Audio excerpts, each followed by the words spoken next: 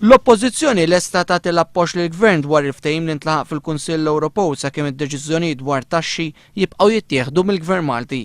Għal dan il-kap tal-oppożizzjoni Joseph Muscat kif waqt is-seduta parlamentari ta' dalgħodu, il-Prim Ministru u l-kap tal-oppożizzjoni taw l-ewwel reazzjoni tagħhom għal ftehim milħuq fil-Kunsill Ewropew.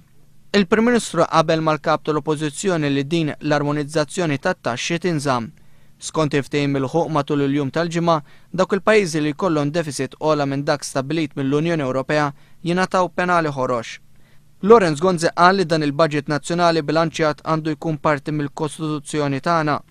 Min-naħa tiegħu Joseph Muscat filwaqt li qal il-mira għandha tkun dejjem waħda favur budget bilanċjat u tnaqqis fid-dejn, żied jgħid li din l-emenda kostituzzjonali m'għandniex indaħluha bl-għaġla u għandna nistennew sakemm tintemm id-diskussjoni fuq livell Ewropew.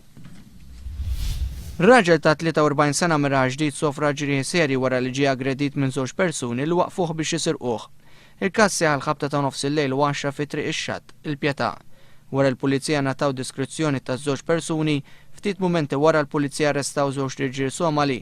Qed ikun allegat li r-raġel ġie avviċinat minn żewġ persuni ta' Carnarvon Square fejn dawn talbuh il-flus u wara li aggredowh serquh. L-Air Malta toħroġ riċħat l-akkuża tal-General Workers Union li l-kumpanija tilab logħba perikoluża tinterpreta ħażin il-klawżola tal-last-in first out fil-proċess ta' ristrutturar. Fl-ewwel reazzjonijiet tiegħu Tony Zarb żamm mal-verżjoni li l-Union tat il-bieraħ. Il-ġimgħa l-General Workers Union ħarġet tgħid it-tmexxija tal-Air Malta kienet qed tinterpreta ħażin il-kunċett tal-last-in first out. Intqal li b'dawn il-manuvri li fihom qed ikun aġevolati nies magħrufa, il-kumpanija tispiċċa titlef il-kontribut ta' nies b'ħafna esperjenza fis-servizz. Intant l-Air Malta qalet ukoll li se tniedi l-iskemi ta' irtirar volontarju u irtirar kmieni il-ġimgħa d-dieħla.